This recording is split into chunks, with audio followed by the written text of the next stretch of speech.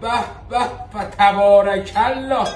ببین سنا جان چه قزلالایی برای ما درست کرده بعد از قرنها سالها. واقعا تو خیلی دست درد نکنه. اسکول و انیمه اولین بار بعد چند بعد از قرنها. ببین تو اصلا همینم زیاد، سالی یه بارم زیادته. ببخشید گو ببخشید. خب خفشو بخور.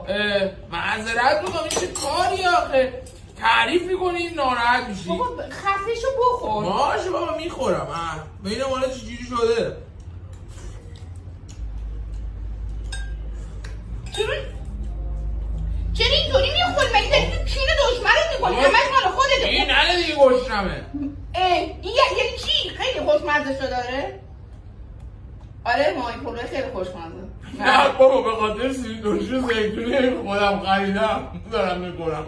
ببین من چقدر خرم، اصلا تو آدمی ازت بپرسم. من خر برای توی سنبول خانه چونکش ماهی رو تبه ویدرم تو خوشمزه ویدمون. خوب همه تو بگم خیکی. بگو کینمو ببین کی.